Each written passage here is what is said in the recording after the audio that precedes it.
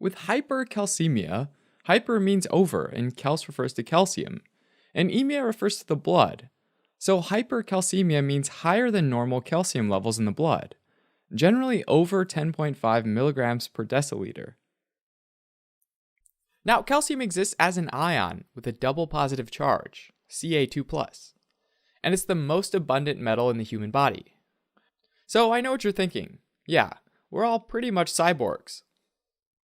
Anyways, about 99% of that calcium is in our bones in the form of calcium phosphate, also called hydroxyapatite. The last 1% is split so that the majority, about 0.99%, is extracellular, which means in the blood and in the interstitial space between cells, whereas 0.01% is intracellular, or inside cells. High levels of intracellular calcium causes cells to die. In fact, that's exactly what happens during apoptosis, also known as programmed cell death. For that reason, cells end up using a ton of energy just to keep their intracellular calcium levels low. Now, calcium gets into the cell through two types of channels, or cell doors, within the cell membrane. The first type are ligand-gated channels, which are what most cells use to let calcium in, and are primarily controlled by hormones or neurotransmitters. The second type are voltage-gated channels, which are mostly found in muscle and nerve cells and are primarily controlled by changes in the electrical membrane potential. So calcium flows in through these channels, and to prevent calcium levels from getting too high, cells kick excess calcium right back out with ATP-dependent calcium pumps, as well as sodium-calcium exchangers. In addition, most of the intracellular calcium is stored within organelles like the mitochondria and the smooth endoplasmic reticulum, and is released selectively just when it's needed.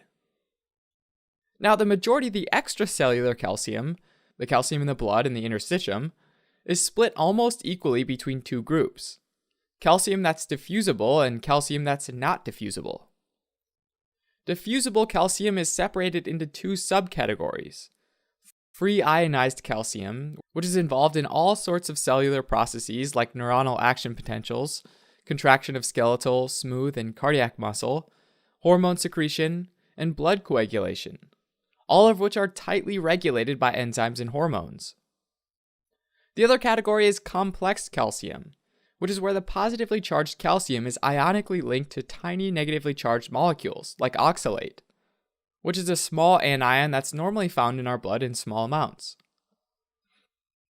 The complex calcium forms a molecule that's electrically neutral, but unlike free ionized calcium, it's not useful for cellular processes.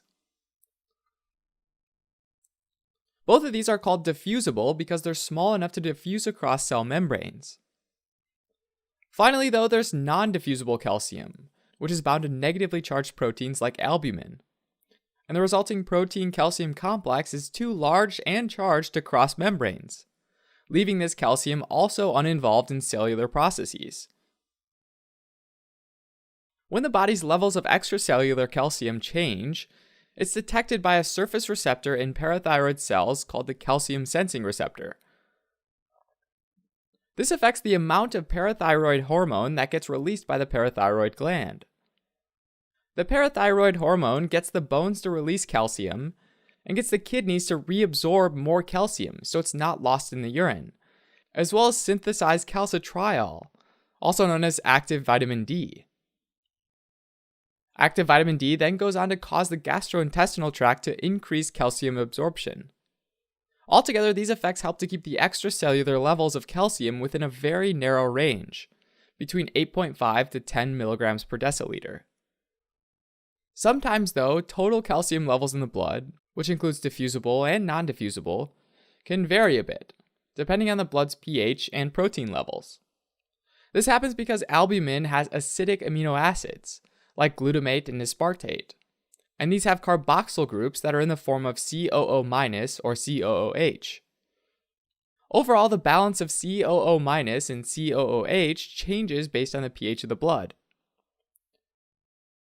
Now, when there's a low blood pH, or acidosis, there are lots of protons, or H+ ions, floating around, and a lot of those COO- groups pick up a proton and become COOH. More COOH groups means that albumin generally becomes more positively charged. And since calcium's positively charged, these two repel each other. And this decreases bound calcium and increases the proportion of free ionized calcium in the blood. So as more protons bind albumin, more free ionized calcium builds up in the blood. And so even though total levels of calcium are the same, there's less bound calcium and more ionized calcium, which remember is important for cellular processes, meaning that this can lead to symptoms of hypercalcemia. Also, though, any condition that results in hyperalbuminemia or high albumin levels causes there to be a higher concentration of protein-bound calcium, while free ionized calcium concentrations stay essentially the same due to hormonal regulation. This is therefore called false hypercalcemia or pseudo-hypercalcemia, since the concentration of bound calcium increases, but the concentration of free ionized calcium stays the same. Even though this is rare, it can happen in people with dehydration, where albumin gets really concentrated. Now, true hypercalcemia might be caused by increased osteoclastic bone resorption, which is actually the most common cause.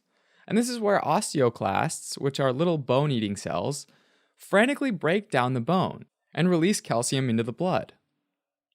This might happen when the parathyroid gland becomes overgrown and releases more parathyroid hormone. Another well-known cause of hypercalcemia are malignant tumors, some of which secrete parathyroid hormone-related protein, or PTHrP, a hormone that mimics the effect of parathyroid hormone, which stimulates the osteoclasts. Alongside these osteoclast cells, there are also osteoblast cells, which are bone-building cells, and some tumors cause osteoblasts to die off. Overstimulated osteoclasts without enough osteoblasts can result in lytic bone lesions, which are commonly seen in some malignancies. Another cause of hypercalcemia is excess vitamin D, either through the diet or through supplements, which can cause there to be too much calcium absorbed in the gut. Finally, there are some medications, like thiazide diuretics, which increases calcium reabsorption in the distal tubule of the kidney, which contributes to hypercalcemia.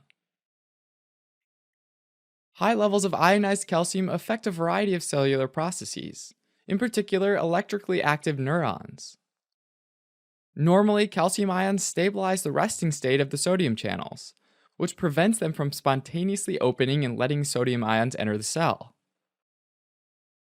With high levels of extracellular calcium, voltage-gated sodium channels are less likely to open up, which makes it harder to reach depolarization and makes the neuron less excitable. And this is what causes slower or absent reflexes, which is a classic symptom of hypercalcemia. The sluggish firing of neurons also leads to slower muscle contraction, which causes constipation and generalized muscle weakness. In the central nervous system, hypercalcemia causes confusion, hallucinations, and stupor. In most cases, when there's too much calcium in the blood, the kidneys try to dump it into the urine, causing hypercalciuria, or excess calcium in the urine. Hypercalciuria leads to a loss of excess fluid in the kidneys, causing an individual to get dehydrated. And the combination of hypercalciuria and dehydration can lead to calcium oxalate kidney stones. Hypercalcemia is diagnosed based on high levels of calcium in the blood, generally above 10.5 milligrams per deciliter. An electrocardiogram might show changes like bradycardia, AV block, shortening of the QT interval, and sometimes in the precordial leads the appearance of an Osborn wave. To identify the cause, lab tests are typically done, looking at parathyroid hormone, vitamin D, albumin, phosphorus, and magnesium levels. In hypercalcemia, the main goal is to lower calcium levels using medications that reduce calcium in the blood. One approach is to increase urinary excretion of calcium, which can be done by rehydrating an individual, which causes more calcium to get filtered out. In addition, loop diuretics can be helpful because they inhibit calcium reabsorption in the loop of Henle, leaving calcium in the lumen of the nephron to get excreted. Another approach is to increase gastrointestinal excretion by using glucocorticoids to decrease intestinal calcium absorption, which allows it to instead simply pass through the gut without getting absorbed. Finally, you can prevent bone resorption by using biphosphonates or calcitonin to inhibit osteoclasts. Alright, as a quick recap, hypercalcemia describes a high concentration of free ionized calcium in the blood, which most commonly results from excess parathyroid hormone, as well as malignancies. High calcium levels cause excitable cells to be less excitable, which results in slow reflexes, muscle weakness, and constipation.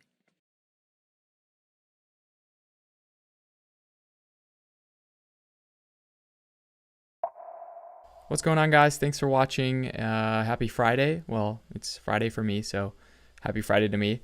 Hope you liked that video. It was really long, and expect a second part called Hypocalcemia to come out as well. So be on the lookout for that one. Special thanks goes to Maria for writing the script, as well as Rishi for editing the script. I did the illustration and the voiceover, and then also huge special thanks to Yifan for editing the video.